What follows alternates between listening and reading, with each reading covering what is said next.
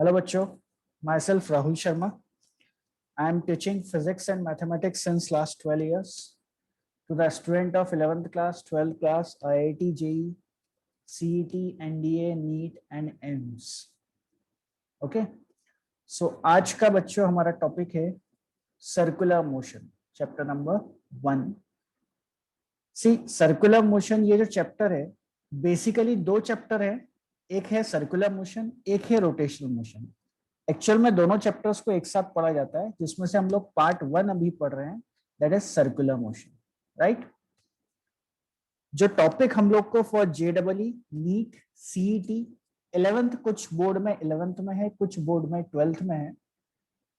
जो सिलेबस हमको कवर करना है, that syllabus is circular motion में angular displacement, angular velocity, angular acceleration. इसकी डेफिनेशन, इस पे बेस्ड प्रॉब्लम्स हमको आने चाहिए. What is the relation between linear velocity and angular velocity? Linear velocity हम लोग पहले भी पढ़ चुके हैं मोशन इन वन डायमेंशन में. सो लीनियर वेलोसिटी और नया टर्म हम लोग सीखेंगे एंगुलर वेलोसिटी, जो ऊपर हो जाएगा.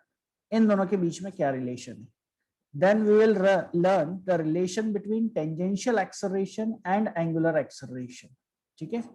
Then equation of circular motion, angular velocity with respect to stationary observer and moving observer, angular velocity with respect to stationary observer and moving observer, centripetal acceleration, centripetal force, और इसी में centrifugal force भी हो जाएगा. then conical pendulum, non uniform circular motion. ऊपर के जो topics थे यूनिफॉर्म मोशन के थे. then non uniform circular motion, vertical circular motion, normal reaction on curved roads, banking of road and bending of cyclist. इतने टॉपिक्स हम लोग को फॉर जेडबलई, नीट और सीईटी के लिए हम लोग को कवर करना है. ओके, सर्कुलर मोशन में. तो आप बच्चों शुरू करते हैं. First topic is definition of angular displacement, angular velocity and angular acceleration. तीनों टर्म्स बहुत ही क्लियर हमको पता होने चाहिए. तीनों के डेफिनेशन आना चाहिए, तीनों के एसआई यूनिट आना चाहिए, तीनों के फॉर्मूले आना चाहिए, और फिर इनको हम लोग रिलेट करेंगे लीनियर डिस्प्लेसमेंट से, लीनियर वेलोसिटी से एंड लीनियर एक्सेलरेशन से. क्लियर है. चलो, first topic is what do we mean by angular displacement. तो पहले मैं आपको इसकी डेफिनेशन बता देता हूं. जो बच्चे बोर्ड के लिए अपेयर करने वाले हैं उनको डेफिनेशन भी आना चाहिए. तो क्वेश्चन आ सकता है what do you mean by angular displacement. तो इसका आपको डेफिनेशन लिखना है the angle traversed by the position vector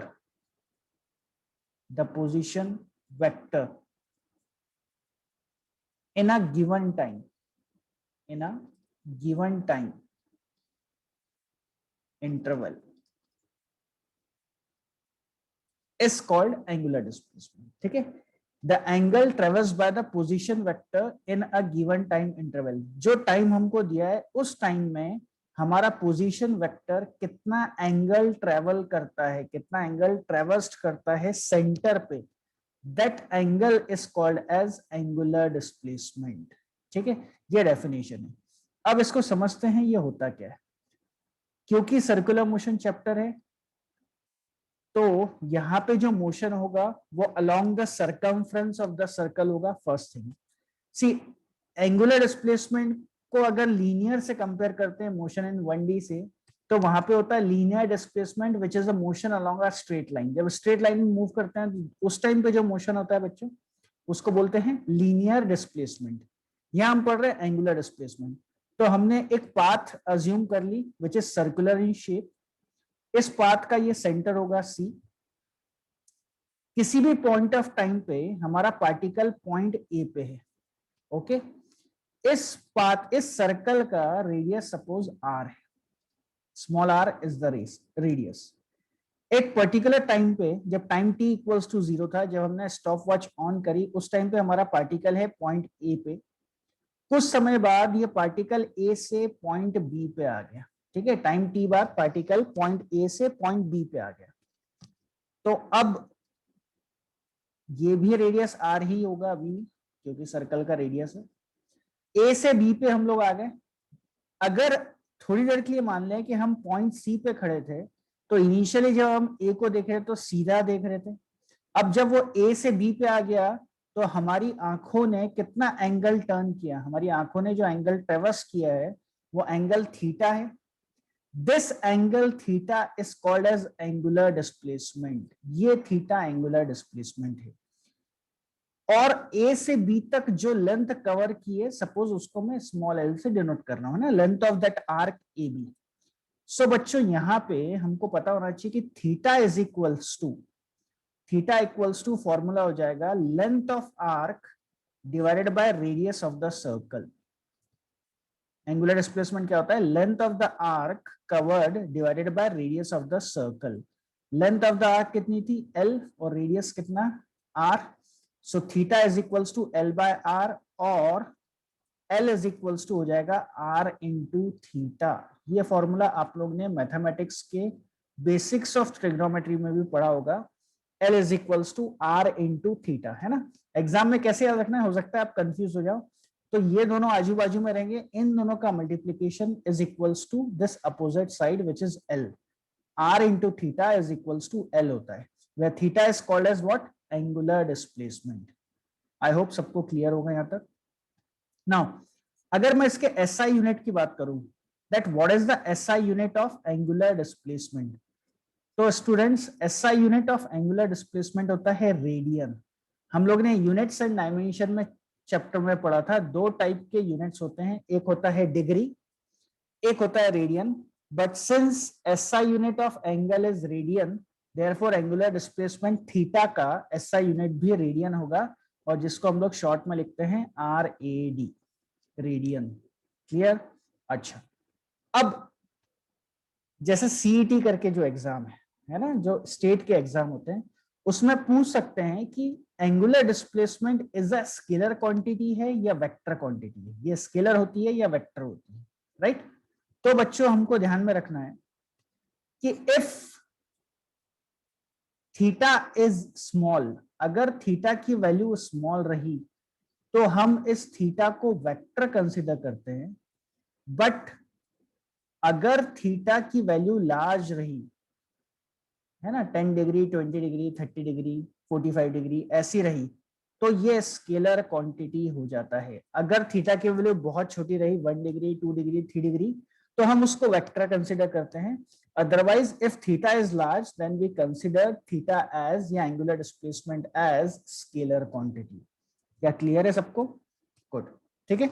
आप वीडियो पॉज करके इसको लिख लीजिए, है ना। डेफिनेशन इंपॉर्टेंट है, फिगर इंपॉर्टेंट है, फॉर्मूला आपको न्यूमेरिकल्स के लिए आना चाहिए और थ्योरी के लिए भी आना चाहिए।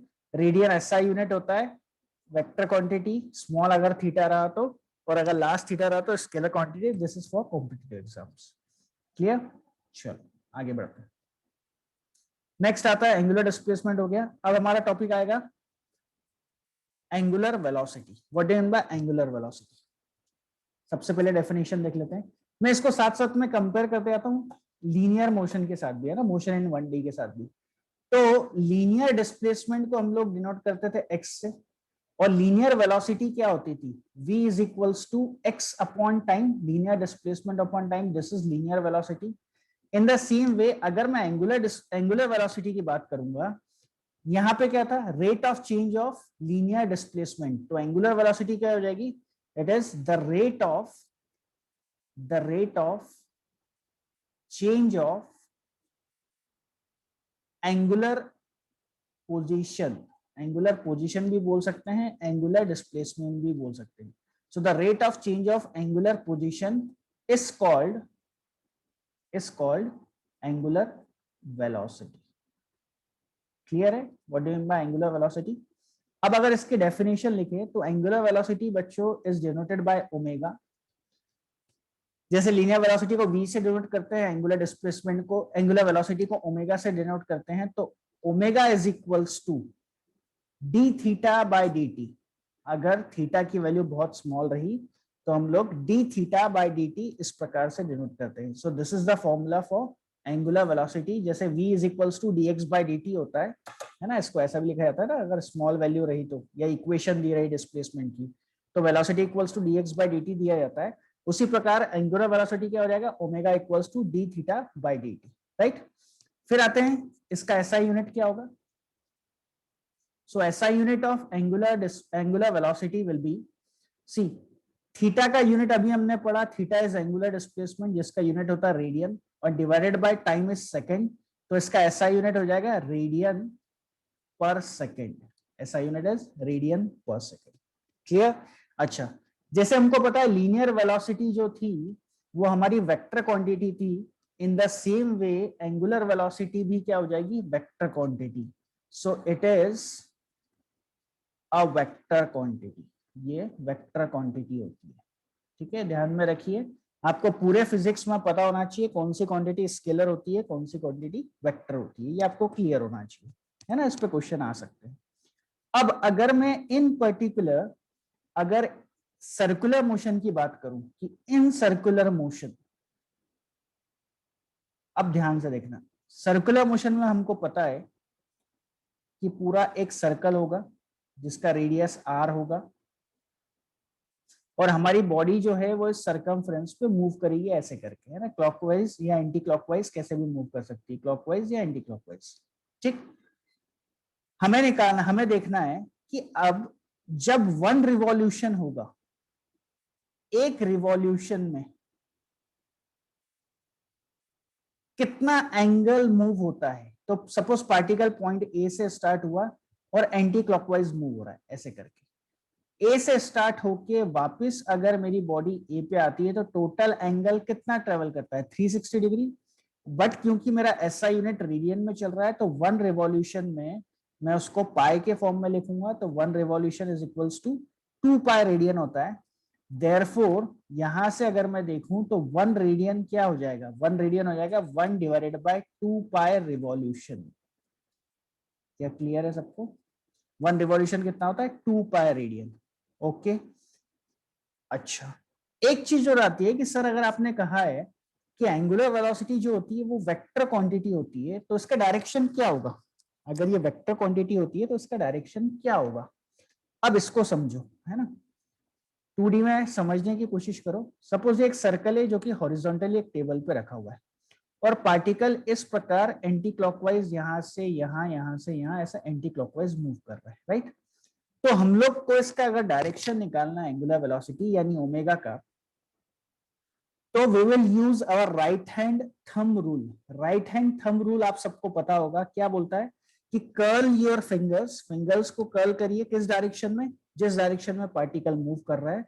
देन जो थंब होगा वो थंब हमको देगा उस वेक्टर का direction.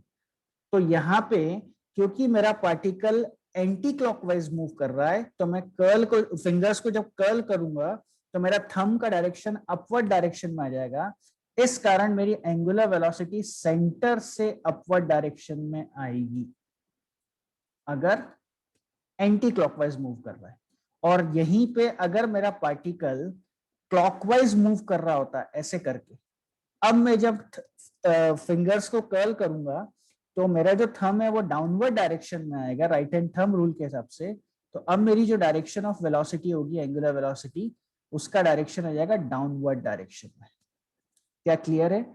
So for clockwise motion omega is inward, inward मतलब अंदर की तरफ जा रहा है या नीचे की तरफ जा रहा है। And for anti clockwise motion omega is outward, तो ये आउटवर्ड डायरेक्शन में आ गया। क्लियर है सबको, ठीक है, लिख लीजिए इसको, ओके। आगे बढ़ते हैं, नेक्स्ट आएगा angular acceleration. What do you mean by angular acceleration, ठीक है। अब इसमें अगर हम देखें तो सबसे पहले डेफिनेशन, उससे पहले मैं इसको लीनियर एक्सेलरेशन से अगर कंपेयर करूं तो मुझे पता है लीनियर एक्सेलरेशन ए होता है and A is equals to क्या होता है, DV by D T, velocity upon time is linear acceleration. So बच्चों एंगुलर एक्सेलरेशन क्या हो जाएगा, angular acceleration will be the rate of change of angular velocity, change of angular velocity, क्योंकि angular accelerations are, so angular velocity is called angular acceleration। ये हो गई आपकी definition, is called angular acceleration. क्या clear है? इन the same वे जैसे linear velocity को कैसे डिफाइन करते हैं, the rate of change of linear velocity is called linear acceleration. Similarly, the rate of change of angular velocity is called angular acceleration. ठीक, अब अगर हम आगे देखें तो इसका फॉर्मूला क्या हो जाएगा, it is denoted by alpha, इसको डिनोट करते हैं अल्फा से। एंगुलर वेलोसिटी को किससे डिनोट करते हैं, ओमेगा से। एंगुलर डिस्प्लेसमेंट को किससे डिनोट करते हैं, थीटा से। तो एंगुलर एक्सेलरेशन को किससे डिनोट करेंगे, अल्फा से। So alpha is equals to angular velocity यानी D omega divided by D T. ये फॉर्मूला हो गया हमारा एंगुलर एक्सेलरेशन का। क्लियर? अच्छा, फिर आता है इसका एसआई यूनिट। तो एसआई यूनिट इसका हो जाएगा, इसका एसआई यूनिट हो जाएगा, ओमेगा का क्या था, ओमेगा का अभी हमने पढ़ा था radian per second divided by time यानी डिवाइड बाय सेकंड। तो फॉर्मूला एसआई यूनिट हो गया रेडियन पर सेकंड स्क्वायर। जैसे इसका क्या था, इसका था मीटर पर सेकंड स्क्वायर। जैसे लीनियर एक्सेलरेशन का मीटर पर सेकंड स्क्वायर था, एंगुलर एक्सेलरेशन का क्या हो जाएगा, रेडियन पर सेकंड स्क्वायर। ठीक, फिर आता है सर स्केलर है या वेक्टर है। तो बच्चों जैसे लीनियर एक्सेलरेशन वेक्टर क्वांटिटी थी, इन the same way angular acceleration भी क्या हो जाएगी, vector quantity. So it is a vector quantity. Vector quantity आप सबको पता होगा, a quantity which has magnitude as well as direction। ठीक, ओके, तो वेक्टर क्वांटिटी है मतलब डायरेक्शन पता होना चाहिए। अब इसका डायरेक्शन देखते हैं। अगर सपोज मेरा पार्टिकल ऐसे हॉरिजॉन्टली एक सर्कल में मूव कर रहा है, ठीक, इनिशियली पहला केस हम ले रहे हैं जब वो एंटी क्लॉकवाइज मूव कर रहा है। और हमने पढ़ा है जब हमारा पार्टिकल एंटी क्लॉकवाइज मूव करता है तो अभी हमने पढ़ा था कि इसका जो एंगुलर वेलोसिटी आएगा वो राइट हैंड थंब रूल से अपवर्ड डायरेक्शन में आएगा। ये एंगुलर वेलोसिटी का डायरेक्शन है। अब एक्सेलरेशन दो प्रकार के हो सकते हैं, या तो पार्टिकल पॉजिटिव एक्सेलरेशन होगा यानी एक्सेलरेट कर रहा होगा, या पार्टिकल में नेगेटिव एक्सेलरेशन होगा यानी डी एक्सेलरेट होगा। ठीक, तो पहला सिचुएशन अगर मेरा अल्फा का वैल्यू पॉजिटिव है, अगर पॉजिटिव वैल्यू है यानी मेरा पार्टिकल एंटी क्लॉकवाइज मूव करते हुए एक्सेलरेट कर रहा है। अगर एक्सेलरेट कर रहा है तो वेलोसिटी का और एक्सेलरेशन का डायरेक्शन सेम होता है, जिसके कारण मेरा एंगुलर एक्सेलरेशन का डायरेक्शन भी अपवर्ड डायरेक्शन में ही आएगा। क्लियर है? बट अगर मेरा पार्टिकल एंटी क्लॉकवाइज मूव करते हुए डी एक्सेलरेट कर रहा है, डी एक्सेलरेट कर रहा है मतलब नेगेटिव वैल्यू है ना। अगर हम कार चला रहे हैं तो मतलब ब्रेक लगा रहे हैं, तो ब्रेक लगाना मतलब क्या होता है, डी एक्सेलरेट करना है ना, स्पीड वेलोसिटी की वैल्यू कम कर रहे हैं। अगर डी एक्सेलरेट कर रहा होगा तो उसकी वैल्यू डाउनवर्ड डायरेक्शन में जाएगी, तो ये नीचे आ जाएगा। ठीक है, तो मैं इसको दूसरे ब्लू कलर से बना देता हूं, ये हो जाएगा आपका डी एक्सेलरेट करना। क्लियर? तो यहां आ जाएगा minus alpha. Clear? Second situation लेते हैं। अब ये आपको आंसर देना है और चेक करना है कि आपका आंसर सही आ रहा है या नहीं आ रहा है। अगर मेरा पार्टिकल सपोज क्लॉकवाइज मूव कर रहा है, क्लॉकवाइज मूव कर रहा है तो हमको ये तो क्लियर है राइट हैंड थंब रूल के हिसाब से कि हमारा एंगुलर वेलोसिटी का डायरेक्शन डाउनवर्ड डायरेक्शन में आएगा। अब इसमें भी दो सिचुएशन हो सकती है। पहली सिचुएशन क्या हो सकती है कि अगर मेरे अल्फा की वैल्यू पॉजिटिव रही, अगर अल्फा का वैल्यू पॉजिटिव रहा मतलब एक्सेलरेट हो रहा है, तो एक्सेलरेट होते टाइम वेलोसिटी का और एक्सेलरेशन का डायरेक्शन सेम होता है। इसका मतलब ये डाउनवर्ड डायरेक्शन में ही आएगा जब पॉजिटिव रहेगा। बट अगर डी एक्सेलरेट कर रहा होगा यानी अल्फा का वैल्यू अगर नेगेटिव होगा तो it will be opposite to the direction of angular velocity. तो डी एक्सेलरेशन के टाइम पे मेरा अल्फा का वैल्यू अपवर्ड डायरेक्शन में हो जाएगा।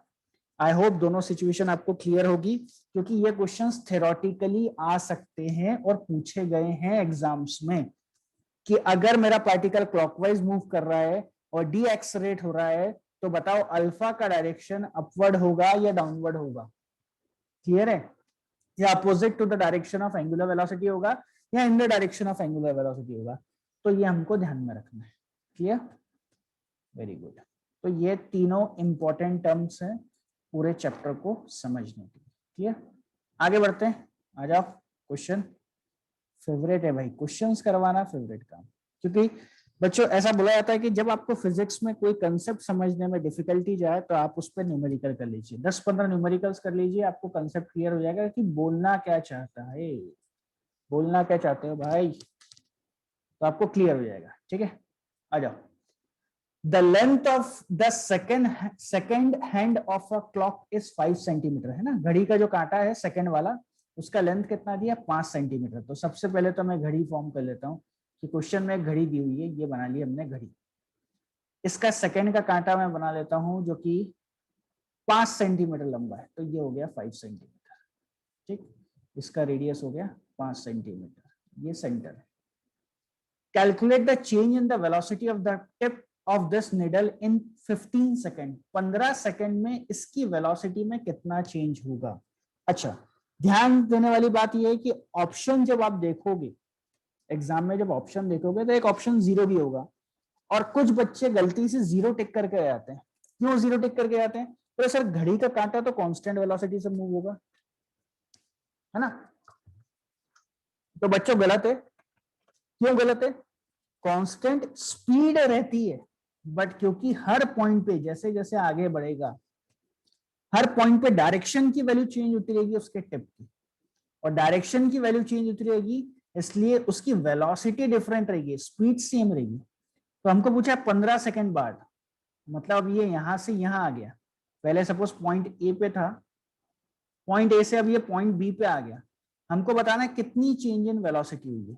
ओके, तो इनिशियली यहाँ पे मैं मान लेता हूँ इसकी वेलोसिटी है va, और थोड़ी देर बाद वो यहाँ आ गया, इसकी वेलोसिटी का डायरेक्शन इधर हो जाएगा ना। वेलोसिटी का direction is always tangential to the circle, हमेशा टेंजेंशियल होता है। तो पॉइंट ए पे जो वेलोसिटी का डायरेक्शन रहेगा वो ऐसा रहेगा, और पॉइंट बी पे वेलोसिटी का डायरेक्शन ऐसा हो जाएगा। हमको बताना कितना चेंज हुआ। अब चेंज हमको पता है कि चेंज इन वेलोसिटी होती है final velocity minus initial velocity, but velocity तो वेक्टर क्वांटिटी होती है। मुझे निकालना है magnitude, therefore magnitude of this will be equals to what. हम लगाएंगे पैरेललोग्राम लॉ, और पैरेललोग्राम लॉ के हिसाब से, अच्छा हमें को पता है अगर मैं वीबी को बैकवर्ड डायरेक्शन में प्रोड्यूस करूं तो दोनों के बीच का एंगल कितना, 90 डिग्री। तो पैरेललोग्राम लॉ में cos थीटा मतलब cos 90 जीरो होता है, इसलिए थर्ड टर्म जीरो हो जाएगा। देयरफॉर यहां बचेगा सिर्फ VB square plus VA square. आप सबको पैरेललोग्राम लॉ याद होगा। क्या है parallelogram law? R is equals to under root of P square plus Q square plus 2pq cos theta. इसमें थीटा की वैल्यू क्योंकि यहाँ 90 डिग्री थी, इसलिए ये टर्म जीरो हो गया, और P और Q वी और वीबी है तो स्क्वायर हो जाएगा, राइट। अच्छा, ये स्क्वायर होने के बाद जब भी वेक्टर का स्क्वायर होता है तो स्केलर क्वांटिटी बन जाती है, और हमको पता है कि वेलोसिटी ए की का मैग्नीट्यूड यानी स्पीड तो सेम है जितना बी पे है भाई, स्पीड तो सेम होती है, किसी भी पॉइंट पे सेकंड के कांटे की स्पीड तो सेम होती है, यानी मैग्नीट्यूड वाइज सेम है। तो मैं इसको ऐसा भी लिख सकता हूँ, v ले लिया मैंने इसको, तो V square plus V square, यानी ये कितना हो गया, ये हो गया 2v स्क्वायर, 2 रूट के अंदर रूट 2, और v स्क्वायर जब रूट से बाहर आएगा तो कितना आ जाएगा, v।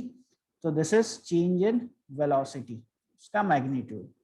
अब v निकालना है, वेलोसिटी सॉरी v जो है ये तो स्पीड है। अब स्पीड, सेकंड के कांटे की स्पीड कितनी होती है, कैसे निकालेंगे, कैसे निकालेंगे, बोलो बोलो बोलो, सेकंड के कांटे की स्पीड कैसे निकालोगे?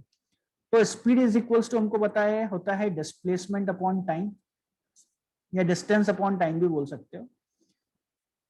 कितना हुआ, कितना हुआ, बोलो कितना डिस्प्लेसमेंट है। टोटल सरकमफ्रेंस कितना होता है 2πr, और ये 1/4 पार्ट है, तो 2πr डिवाइडेड बाय 1/4, तो कितना बचा, ये बच गया πr/2 डिवाइडेड बाय कितना टाइम लगा 15 सेकेंड, तो इसको मैंने लिख लिया 15, तो ये हो गया πr/30। ठीक, πr/30। और आर की वैल्यू कितनी दी है हमको, आर की वैल्यू दी है 5 सेंटीमीटर में चल रहा है, ध्यान से देखना। तो ये आ गया π/6 स्पीड का magnitude, therefore magnitude of change in velocity हो जाएगा √2 इंटू π/6 और यूनिट क्या हो जाएगा, सेंटीमीटर पर second. So this is your answer, इतना आंसर आएगा। क्या क्लियर है सबको, क्या क्लियर है? अब देखो ये क्वेश्चन कितना इंपॉर्टेंट है, इसमें आपका पैरेललोग्राम लॉ यानी वेक्टर यूज हो गया, कंसेप्ट यूज हो गए, उसके बाद आपका वेक्टर में स्पीड और वेलोसिटी का कंसेप्ट यूज हो गया, उसके बाद मोशन इन 1D का velocity equals to distance upon time या डिस्प्लेसमेंट अपॉन टाइम, वो यूज हो गया, ठीक है। cos 90 की वैल्यू यूज हो गई। तो एक क्वेश्चन में कितने सारी चीजें यूज हो गई है ना। हालांकि है बड़ा सिंपल, बड़ी एग्जाम में बच्चे इसको भी गलत कर देते हैं, तो ये बड़े ध्यान से देखना है आपको।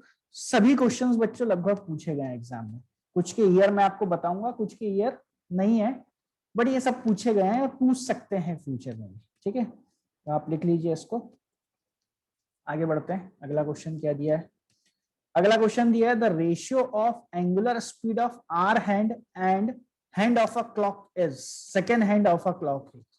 हमको पता है घड़ी में दो कांटे होते हैं जो वॉल क्लॉक होता है, कौन कौन से, एक होता है आर हैंड और एक होता है सेकेंड हैंड, है ना। तो हमको निकालना है इनकी एंगुलर स्पीड का रेशियो क्या होगा, इनकी एंगुलर स्पीड का रेशियो क्या होगा, ये हमसे पूछा है। ओके, पहले आर हैंड की बात कर लेते हैं क्योंकि उसने आर हैंड पहले बोला है। तो एंगुलर वेलोसिटी, अच्छा पूरा जब घूमेगा एक बार सर्कल में तो कितना एंगल, एंगुलर वेलोसिटी होता क्या है, एंगुलर डिस्प्लेसमेंट अपॉन टाइम, और जब पूरा सर्कल कंप्लीट करेगा तो एंगुलर डिस्प्लेसमेंट कितना हो जाता है, 2π डिवाइडेड बाय टाइम। ओके, 2π कितना टाइम लग रहा है, दोनों को सेकेंड्स में लेना है SI यूनिट में, कितना टाइम लगेगा उसको, भाई 12 घंटे लगते हैं एक चक्कर लगाने में, और एक घंटे में कितने सेकंड होते हैं, 60 मिनट्स इंटू 60 सेकेंड्स, 12 घंटे इंटू 60 मिनट्स इंटू 60 सेकेंड्स, तो ये कितना हो गया, 2π डिवाइडेड बाय 12 इंटू 3600। क्लियर, ये आ गया angular velocity of hour hand. फिर बात करें angular velocity of second hand, formula तो सेम रहेगा, फॉर्मूले में कोई चेंज नहीं होगा, पूरा एक चक्कर लगाएगा, एक रिवॉल्यूशन करेगा तो एंगल तो 2π हो जाएगा। टाइम कितना लगेगा एक चक्कर लगाने में, 60 सेकेंड्स, ठीक। Therefore, हमें निकालना था angular velocity of hour hand divide by angular velocity of second hand. अगर मैं दोनों का रेशियो निकालता हूँ, ये डिवाइडेड बाय ये करता हूँ, तो ध्यान से देखो 2π से 2π कैंसिल हो गया, ऊपर क्या बचा, यहाँ बचा 12 into 3600 whole divided by 1/60। Clear, ये इसको कैंसिल करेगा, कितना हो जाएगा 60 टाइम्स। ओके, तो आंसर क्या हुआ, 1 डिवाइडेड बाय 12 इंटू 60, 6 12 720 आंसर। तो 1:720 is your answer. I hope सबको क्लियर होगा, बहुत सिंपल क्वेश्चन था, ठीक है, गुड। अगला क्वेश्चन देखते हैं, क्वेश्चन नंबर 3। हाँ, ये क्वेश्चन बच्चों यहाँ ध्यान से देखना, यहाँ ईयर लिखा हुआ है, ये क्वेश्चन पूछा गया है नीट 2019 में, है ना, एग्जैक्ट वैल्यू नहीं है, थोड़ा सा आगे पीछे होगा, वैल्यू तो इसमें है ही नहीं खैर। तो ये क्वेश्चन एग्जैक्ट 2019 नीट के एग्जाम में पूछा गया है। तो जो बच्चे नीट के लिए प्रिपेयर कर रहे हैं, आप लोग के लिए वेरी इंपॉर्टेंट क्वेश्चन जो पूछा गया है, अभी लेटेस्ट पूछा गया है, ठीक है। 2 cars having masses m1 and m2 move in a circle of radius r1 and r2 respectively। ठीक है, ठीक है, एक सर्कल r1 एक सर्कल r2, दो सर्कल बना लिए भाई, इसका रेडियस r1 दिया हुआ है और इसका सर्कल, इसका रेडियस r2 दिया हुआ है, ये हमने बना लिया, ठीक है, ठीक। यहाँ पे एक कार है जिसका मास है m1, ये मूव कर रही है, ये कार है मास m2 की, ये भी दोनों सपोज एंटी क्लॉकवाइज मूव कर रही है। If they complete the circle in equal time, इसको जो टाइम लग रहा है वो भी t लग रहा है, इसको जो टाइम लग रहा है वो भी t लग रहा है। The ratio of their angular speeds ω1 and ω2 is, इनके एंगुलर स्पीड का रेशियो क्या होगा ये पूछा है। तो पहले इंडिविजुअल निकाल लेते हैं, ω1 की वैल्यू कितनी होगी, बोलो बोलो बोलो, टोटल एंगल 2 पाई और टाइम कितना लगा t। अच्छा, इसका भी 2 पाई, इसका भी t। देयरफॉर अगर मैं दोनों का रेशियो निकाल लूं तो आंसर क्या हो जाएगा, ये कैंसिल हो जाएंगे। 2 pi by T, 2 pi by T cancel, तो आंसर क्या आ जाएगा 1:1। 1:1 खत्म। तो मास का क्या काम था बच्चों, मास का कोई काम नहीं था, ये हमको सिर्फ कंफ्यूज करने के लिए दिया है। ये चेक करने के लिए आपको फॉर्मूला आता है कि नहीं आता है, क्योंकि एंगुलर वेलोसिटी में मास का तो कोई रोल ही नहीं है, समझ रहे हो। तो कभी कभार कुछ डेटा दे दिया जाता है ताकि आप एग्जाम में कंफ्यूज हो जाओ और आप देख के बोल दो हाँ भाई ये M1 M2 कुछ होगा इसमें, तो आप गलत टिक कर दो, हालांकि यहाँ पे इसका कोई काम नहीं था। आई होप क्लियर होगा सबको। ठीक, अगला क्वेश्चन देखते हैं, अगला टॉपिक। ओके, अगला टॉपिक क्या है, relation between linear velocity and angular velocity. What is the relation between linear velocity यानी v एंड एंगुलर वेलोसिटी यानी ओमेगा, इन दोनों के बीच का रिलेशन निकालना है सर्कुलर मोशन के केस में। क्या रिलेशन होगा इन दोनों के बीच में, ठीक है। अब देखो हम लोग पढ़ चुके हैं एंगुलर वेलोसिटी की थ्योरी में कि L is equals to R into theta होता है। L क्या था, याद करो, L क्या था, length of the arc, R क्या था, रेडियस ऑफ द सर्कल, और थीटा क्या था, एंगुलर डिस्प्लेसमेंट। तो L equals to R into theta हम लोग पढ़ चुके हैं। मैं क्या कर रहा हूं, आप सबने मैथमेटिक्स में थोड़ा बहुत तो पढ़ा होगा, डिफरेंशिएशन करके एक टॉपिक है। सो हम डिफरेंशिएट कर रहे हैं, differentiate both the sides with respect to time. Time के साथ हम लोग डिफरेंशिएट कर रहे हैं दोनों साइड्स को। तो इसका डिफरेंशिएशन क्या हो जाएगा, dl बाई dt, और यहाँ पे RHS में भी डिफरेंशिएशन आएगा r into theta. But students ध्यान से देखो, क्या रेडियस चेंज होगा सर्कल का, नहीं भाई, रेडियस तो कांस्टेंट है ना, एक सर्कल है जिसका रेडियस कांस्टेंट है, और हमको पता है कांस्टेंट टर्म्स जो है वो डिफरेंशिएशन के बाहर आ जाते हैं। तो अंदर क्या बचा, D theta by D T, और एलएचएस में क्या है, DL by D T. Clear है, DL by D T equals to R into D theta by D T हो गया।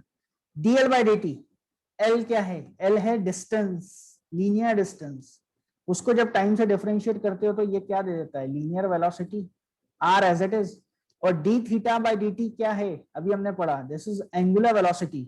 तो फॉर्मूला क्या हो गया, v is equals to R into omega. क्या मिल गया relation, v is equals to R into omega. अच्छा, हमको ये भी पता है कि ये तीनों ही चीज वेक्टर है। आर जो रेडियस होता है वो भी वेक्टर क्वांटिटी होती है ना, लीनियर है ना, डिस्प्लेसमेंट है। ओमेगा एंगुलर वेलोसिटी भी वेक्टर होती है और लीनियर वेलोसिटी भी वेक्टर होती है। तो वेक्टर क्वांटिटी में अगर मुझे पूछा जाए तो v bar is equals to R bar cross omega bar, this is the relation. Clear, I hope सबको समझ गया होगा। अच्छा, इसके थोड़ा सा डायरेक्शन के बारे में देख लेते हैं, इसके डायरेक्शन कैसे कैसे होंगे। तो बच्चों ये होता है radius, always directed from centre towards the circumference, ये हो गया रेडियस, ठीक। उसके बाद linear velocity, it is always tangential, so this is the direction of linear velocity इस पॉइंट पे, ये लीनियर वेलोसिटी का रहेगा डायरेक्शन। अब रही बात एंगुलर वेलोसिटी का डायरेक्शन, तो एंगुलर वेलोसिटी आपने मैग्नेटिक फील्ड थोड़ा बहुत कहीं पढ़ा होगा, तो आपको पता है मैग्नेटिक फील्ड क्रॉस प्रोडक्ट, ये सॉरी, या तो डॉट से शो करते हैं या क्रॉस से शो करते हैं। डॉट का मतलब क्या होता है, आउटवर्ड, और क्रॉस का मतलब क्या होता है, इनवर्ड। ऐसी लाइन जो कि इनवर्ड है उसको क्रॉस से डिनोट करते हैं, जो आउटवर्ड है उसको डॉट से शो करते हैं। तो यहाँ पे एंगुलर वेलोसिटी अगर मैं देखूंगा तो एंगुलर वेलोसिटी का जो डायरेक्शन होगा वो आउटवर्ड आएगा, इसलिए मैंने इसको डॉट से शो किया एंगुलर वेलोसिटी के डायरेक्शन को, डॉट से। यानी कि आप अगर मोबाइल में या लैपटॉप में इस वीडियो को देख रहे हैं तो ये एंगुलर वेलोसिटी आपके तरफ आएगी, ऐसे परपेंडिकुलरली आपके, है ना, उस सरफेस को परपेंडिकुलरली आपकी तरफ आ रहा होगा, क्योंकि पार्टिकल हमारा एंटी क्लॉकवाइज मूव कर रहा है। तो वापस राइट हैंड थंब रूल अगर यूज करोगे तो फिंगर्स को डायरेक्शन बताओगे तो ओमेगा आउटवर्ड डायरेक्शन में आ रहा है। तो इससे हमको क्या पता चला, इससे हमको ये पता चला कि all the three are mutually perpendicular, mutually perpendicular, तीनों की तीनों क्वांटिटी एक दूसरे को म्यूचुअली परपेंडिकुलर होती है।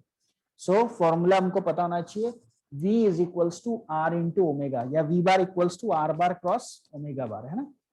क्रॉस क्या है, क्रॉस है क्रॉस प्रोडक्ट। ओके गुड, आगे देखते हैं। नेक्स्ट आता है relation between tangential acceleration and angular acceleration.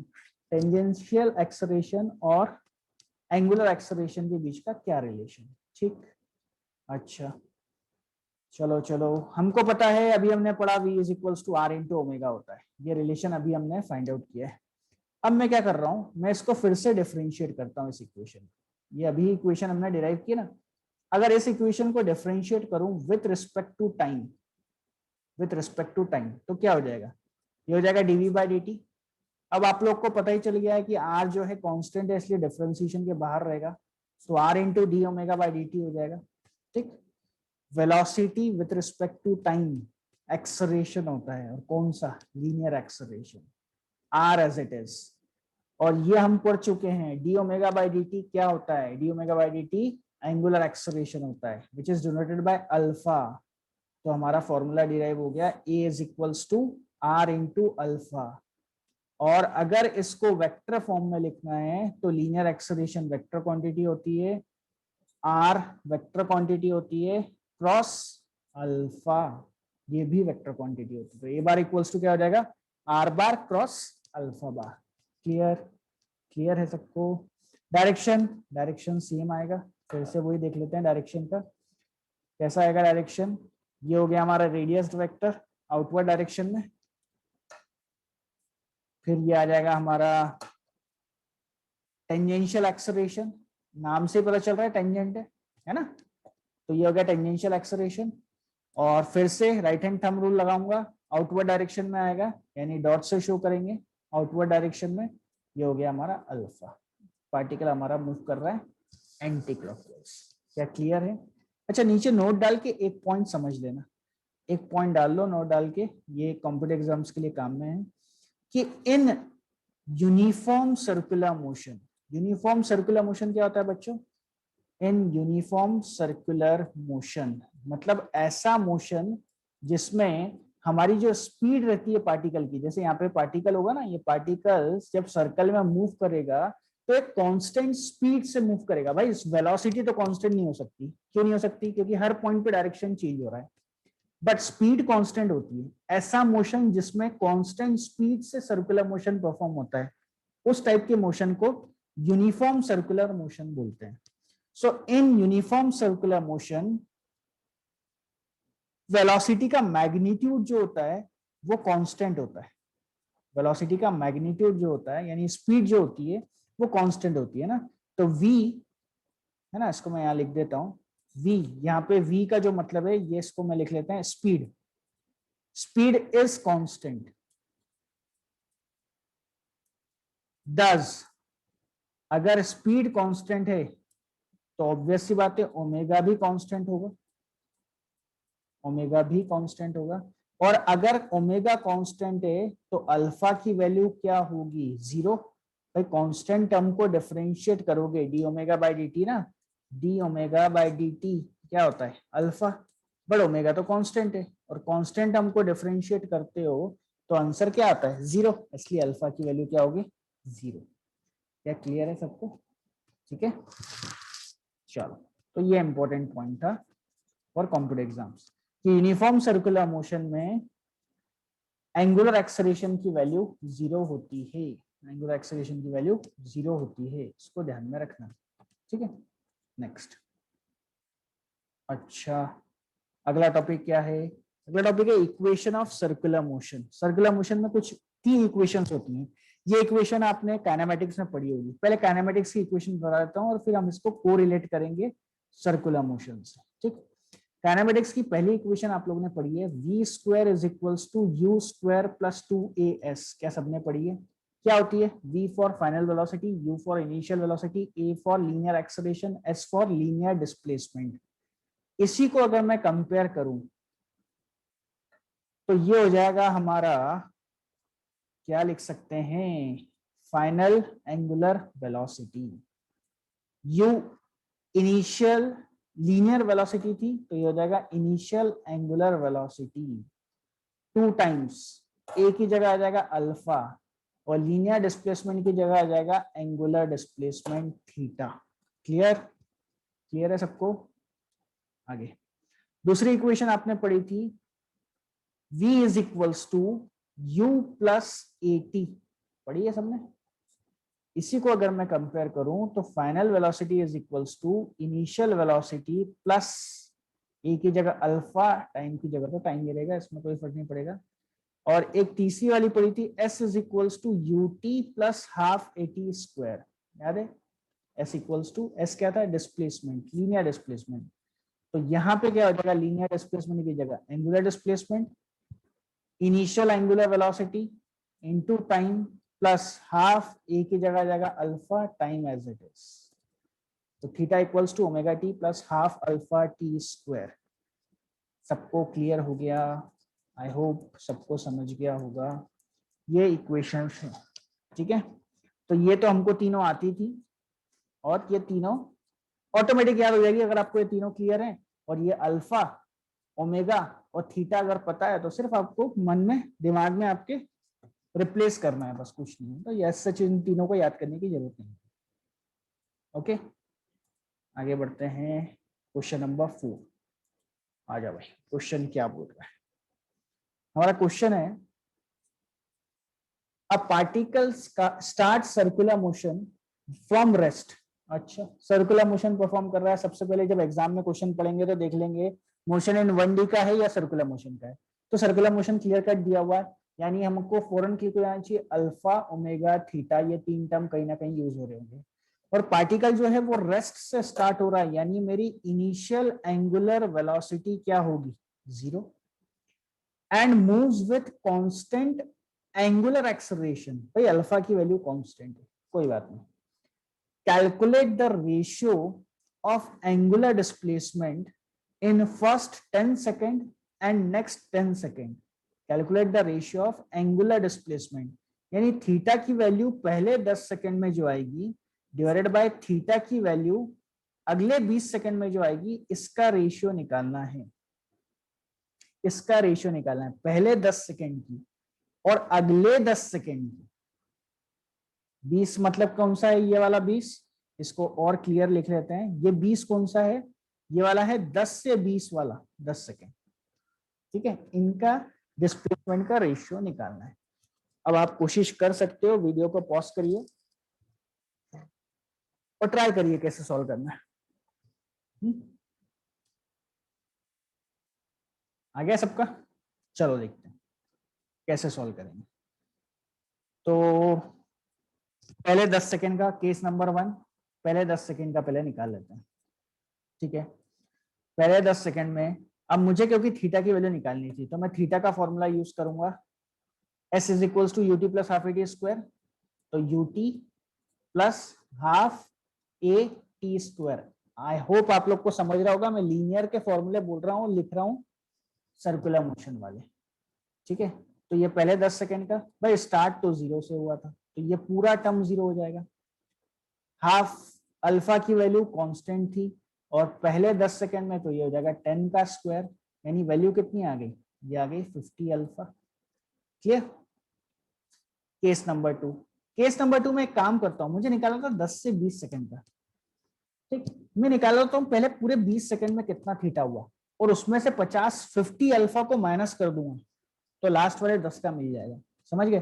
पहले मैं पूरे 20 सेकंड का थीटा निकाल लूंगा, उसमें से 50 अल्फा अगर माइनस कर दूंगा तो मुझे मिल जाएगा कि सेकंड वाले सिचुएशन में ये जो नेक्स्ट 10 अल्फा है उसमें कितना थीटा का वैल्यू है, ठीक है? तो अब मैं थीटा 20 निकाल रहा हूं, क्योंकि 0 से स्टार्ट हुआ तो मेरा कैलकुलेशन सिंपल हो जाएगा। हाफ अल्फा और अब टाइम कितना है? 20 का स्क्वायर, तो थीटा इन 20 सेकेंड हो जाएगा। 20 का स्क्वायर होता है 400 डिवाइडेड बाय 20, यानी 200 अल्फा। बट मुझे ये वैल्यू चाहिए थी क्या? नहीं, मुझे क्या चाहिए थी? मुझे चाहिए थी 10 से 20 सेकेंड वाली। तो कैसे निकालेंगे? 20 माइनस 10 सेकेंड वाला, यानी 200 अल्फा में से 50 अल्फा माइनस कर दिया, यानी कितना बचा? 150 अल्फा। सो ये हमारा पहला सिचुएशन हो गया, ये दूसरा सिचुएशन हो गया।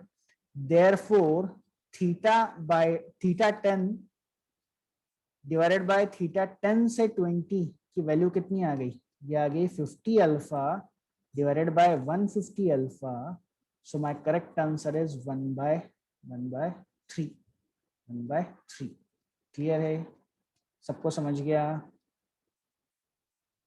सिंपल था. 1/3 ये आ गया आपका रेशियो. ओके बच्चों, लिख लो जल्दी से. Question number 5. अगला क्वेश्चन देखते हैं क्या बोल रहा है भाई. अगला क्वेश्चन है a body start circular motion from rest. Circular motion rest से स्टार्ट हो रहा है.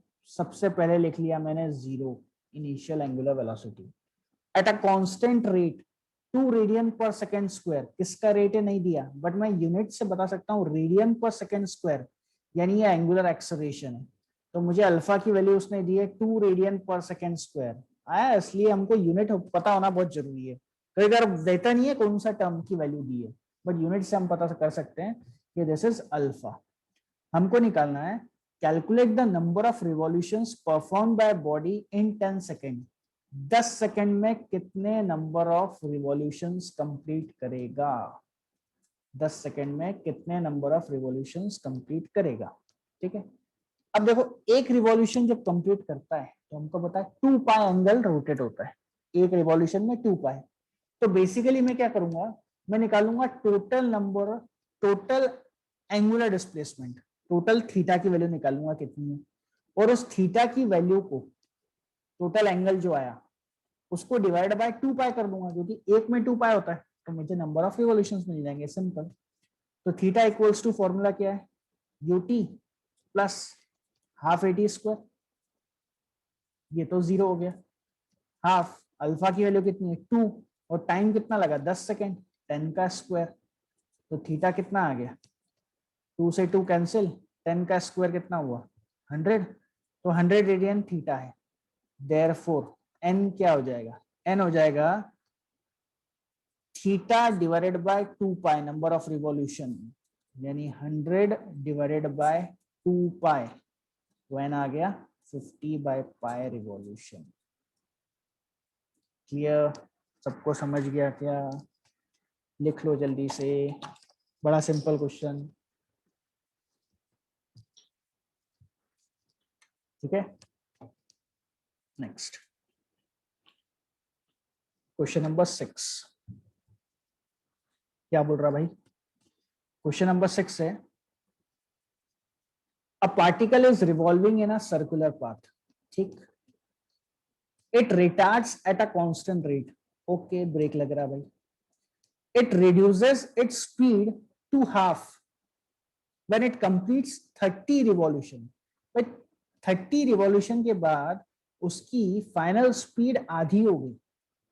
तो पूछा है how many more revolution will it perform before it stops. तो रुकने तक टोटल नंबर ऑफ कितने रिवॉल्यूशन कर लेगा? समझ गए बात को? क्या बोला है कि it reduces its speed to half when it completes 30 revolution.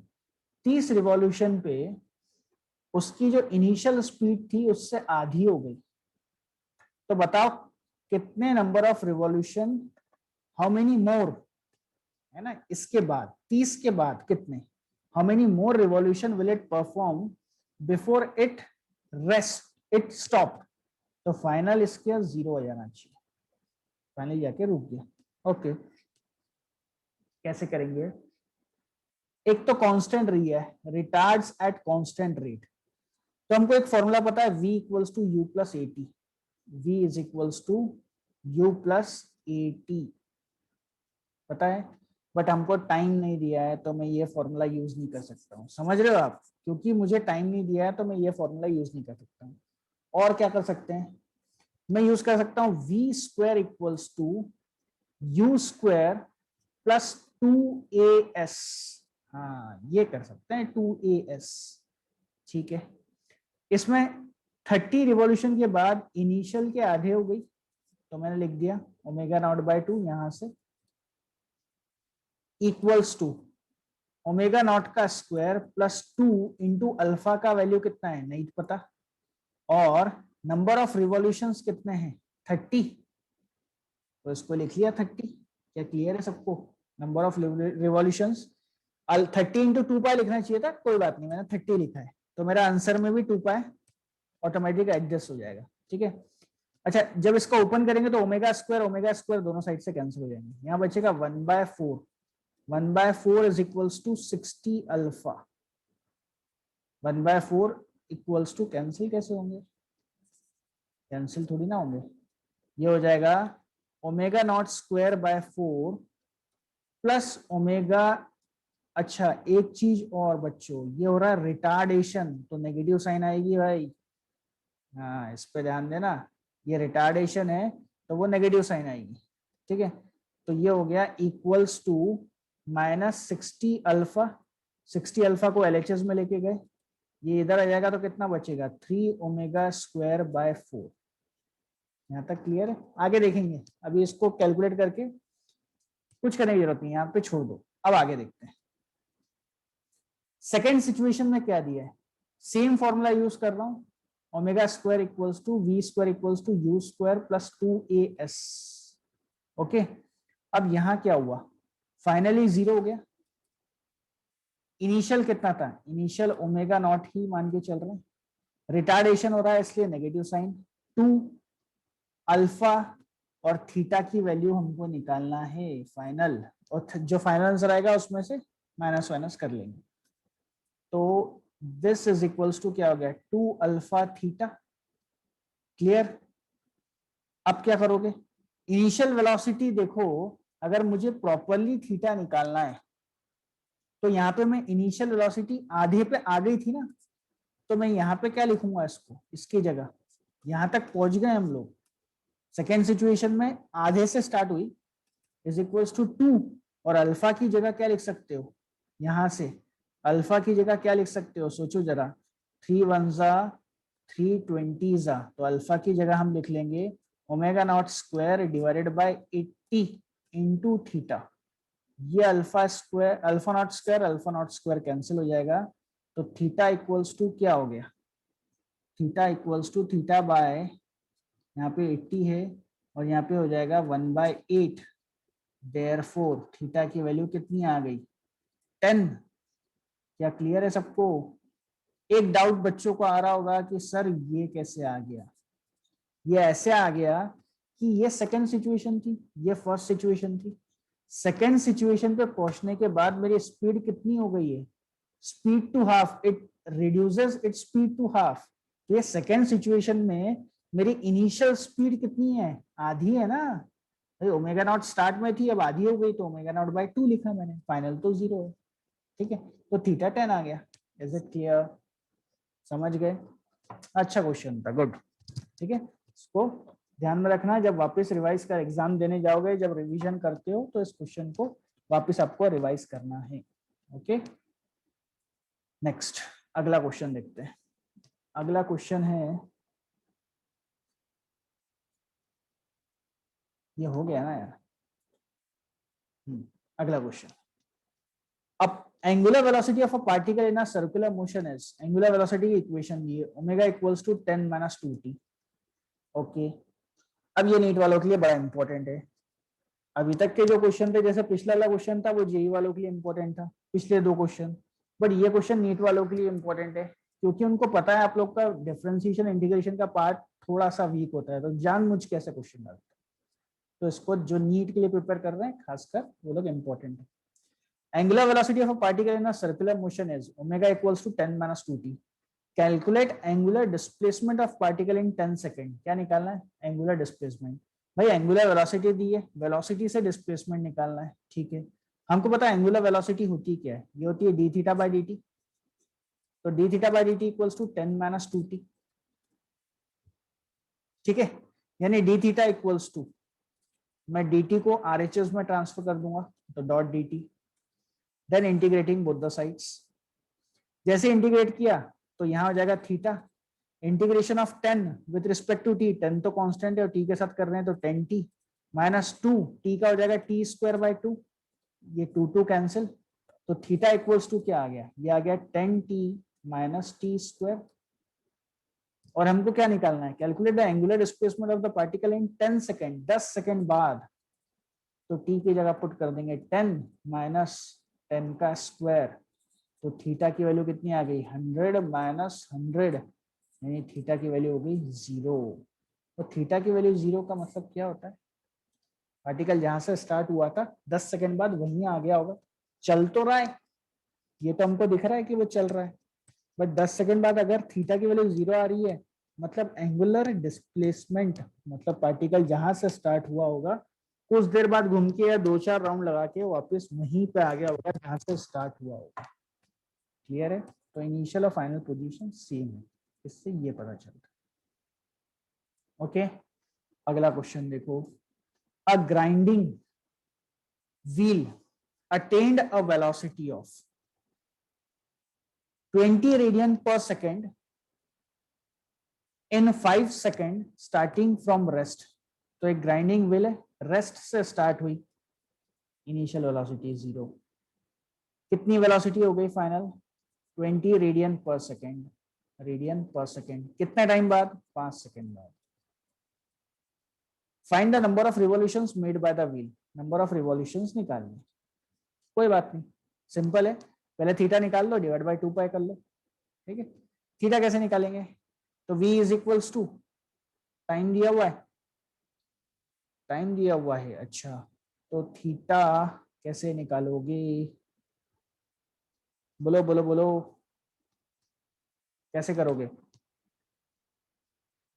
v is equals to u plus A T, पहले अल्फा निकालना है क्या, ये हो जाएगा 20 इज इक्वल्स टू, ये तो 0 है, प्लस अल्फा नहीं पता, टाइम कितना है 5, तो अल्फा की वैल्यू कितनी आ गई 4 रेडियन पर सेकेंड स्क्वायर। क्लियर, अब थीटा निकालना है, थीटा कैसे निकालेंगे, V square equals to U square plus 2as, V square equals to U square plus 2as, ये कितना हो गया 20 का स्क्वायर 400, इनिशियल तो 0 था, 2 अल्फा का वैल्यू 4 इंटू थीटा, तो थीटा कितना हो गया 400 divide by 8, 50, 50, therefore number of revolution क्या होता है, थीटा डिवाइडेड बाय 2 पाई, यानी 50 डिवाइडेड बाय 2 पाई, यानी आंसर इज 25 बाय पाई। दिख गया, आरपीएस रिवॉल्यूशंस पर सेकेंड 25 बाय पाई। क्या क्लियर है सबको, समझ गए, समझ गए, गुड। मनी मैंने हाँ ना बोला करो, कॉन्फिडेंस आता है ना, उससे कॉन्फिडेंस आएगा आप लोग को। अगला question, a 30 centimetre turn table start from rest and takes 2 seconds to reach its final rotation rate of 33.5 rpm revolution per minute. The angular acceleration is, कितना एंगुलर एक्सेलरेशन होगा ये हमसे पूछा है और ऑप्शंस दिए हैं, बताओ जरा कैसे करोगे। चलो ट्राई करो बच्चों, सब लोगों को ट्राई करना है, पॉज करके पहले ट्राई कर लो। 30 centimeter diameter turntable starts from rest, initial 0, and takes 2 seconds to reach its final rotation rate of, कितना हो गया 33.5, बट आरपीएम है, आरपीएम मतलब रिवॉल्यूशन पर मिनट, एक मिनट में इतना, एक मिनट में इतना, हमारा तो आंसर होता है ओमेगा का रेडियन पर सेकेंड आरपीएस, और रेडियन में चाहिए, ये तो रिवॉल्यूशन है, तो इसको रेडियन पर सेकेंड के लिए ध्यान देना 2 पाई बाय 60 से मल्टीप्लाई करते हैं ताकि ये आ जाए रेडियन पर सेकेंड में। ध्यान देना बच्चों, आरपीएम मतलब रिवॉल्यूशन पर मिनट होता है, उसको रेडियन पर सेकेंड के लिए करने के लिए करना पड़ेगा मिनट को सबसे पहले सेकेंड में और इंटू 2 पाई, है ना, क्योंकि रिवॉल्यूशन है तो मल्टीप्लाई बाय 2 पाई करना पड़ेगा, इतना एंगल मूव कर रहा भाई, रेडियन है ना, तो ये आ गया ओमेगा का वैल्यू। ठीक, हमको क्या निकालना है, हमको निकालना अल्फा का वैल्यू, कैसे निकालेंगे, टाइम भी दिया हुआ है, कितना टाइम दिया है 2 सेकेंड, तो v is equals to u plus 80, final कितना है, फाइनल आ गया 33.5, into 2π/60 is equals to omega naught 0। Alpha का वैल्यू कितना है नहीं पता, निकालना है। और टाइम कितना है 2। बस इसको सॉल्व कर लो, 2 से 2 गया, ठीक। देयरफॉर अल्फा कितना आ जाएगा, अल्फा आ जाएगा 33.5 इंटू पाई 3.14 डिवाइड बाय 60। इसको जब सॉल्व करोगे तो आंसर आ जाएगा 1.75 रेडियन पर second square. This is your answer, है ना। इसका कैलकुलेशन आप लोग कर सकते हो, इतना तो मैथ्स आता है आपको, मुझे पता है। क्लियर है, क्लियर है। तो बच्चों धीरे धीरे करके ना अपन ऐसे ऐसे करके एक एक टॉपिक को इतना परफेक्ट कर लेंगे, इतना परफेक्ट कर लेंगे कि फिर उस पर कैसे भी क्वेश्चन आए, चाहे नीट का पेपर दे रहे हो या जेई का पेपर दे रहे हो या सीटी का पेपर दे रहे हो, आपका 100% क्वेश्चन निकलना है। इस प्रकार आपको प्रैक्टिस करनी है हर एक क्वेश्चन की। कोई एक एक टॉपिक कंप्लीट करो थ्योरी का और उस पर इतना प्रैक्टिस कर लो कि आप एकदम परफेक्ट हो जाओ। अगला देखो, a flywheel rotates with a flywheel rotates with angular acceleration, uniform angular acceleration, alpha की वैल्यू कांस्टेंट बोल रहा है। क्वेश्चन जिपमर, जिपमर आपको पता होगा, सेकंड नंबर का कॉलेज है इंडिया में प्राइवेट में, उसमें अब है ना, अब इसका एडमिशन नीट के थ्रू होता है। A flywheel rotates with uniform angular acceleration. Its angular velocity increases from 2π radian per second to 4π radian per second in 10 second. तो इनिशियल कितनी थी 10π और कितनी हो गई 40π। कितने टाइम में, इसको जो टाइम लगा है वो लगा है 10 second. How many rotations did it make in this period, कितना रोटेशन इसने परफॉर्म किया होगा इतने टाइम में, इतने टाइम में कितने रोटेशन परफॉर्म किए होंगे ये पूछा है। अच्छा, तो रोटेशन मतलब मैं थीटा निकाल लूं और थीटा को डिवाइड बाय 2π कर दूं तो आंसर आ जाएगा, खत्म, है ना। कैसे अप्रोच करना है वो पहले देखना है। थीटा निकालना है और मुझे इनिशियल और फाइनल दिया है, तो v square is equals to u square plus 2as, ठीक। 40π का स्क्वायर 1600 पाई स्क्वायर, 10π का square 100π square plus 2 into alpha. Alpha का वैल्यू दिया है क्या, अल्फा का वैल्यू दिया है क्या, नहीं दिया, तो पहले अल्फा निकालना पड़ेगा। ओह, पहले अल्फा निकालना पड़ेगा, कोई बात नहीं, निकालते हैं ना।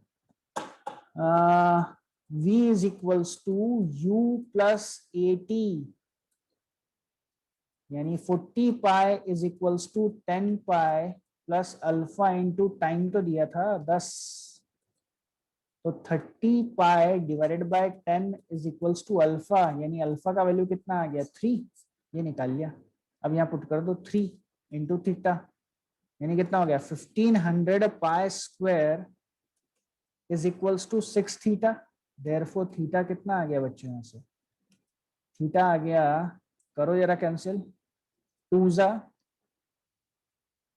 250 pi square, and therefore final answer यहाँ लिख रहा हूँ, नंबर ऑफ रिवोल्यूशन कितने हो जाएंगे 250 पाई स्क्वायर डिवाइडेड बाय 2 पाई, एक पाई से पाई कैंसिल, तो n का वैल्यू कितना आ गया 125। 125 ऑप्शन में क्यों नहीं दे रहा है, चेक करो कहाँ मिस्टेक किया है। थीटा का वैल्यू सही किया क्या 1500 और ये 6, ये 6 क्लियर है। अल्फा का वैल्यू क्लियर है कि अपना 1600 माइनस, अच्छा ये 20 था भाई, ये 20 था, ये 20 था, तो यहाँ कितना हो गया 20, तो ये आ गया 2, समझ रहे हो मिस्टेक। ये कितना आ जाएगा 400, तो ये हो जाएगा 1200, और ये कितना आ जाएगा 2, 1200 डिवाइड बाय 4, यानी ये आ जाएगा 300, एंड 300 डिवाइडेड बाय 2π, तो आंसर हो जाएगा हमारा 150। समझ गए, कितना आंसर होगा 150। सिली मिस्टेक, कैलकुलेशन का सिली मिस्टेक है, इस पे ध्यान देना बच्चों, ऐसा मिस्टेक आपके साथ भी हो सकता है। मैंने डेटा गलत कॉपी कर लिया था, 20π था, मैंने 10 पाई कर लिया था ना, तो वो हो गया। क्लियर? ओके, ठीक है। तो यहाँ तक आप लोग करके रखो, कंटिन्यू करेंगे आगे अगले आगे के टॉपिक। ओके बच्चों, चलो लाइक और सब्सक्राइब करना मत भूलना, ठीक।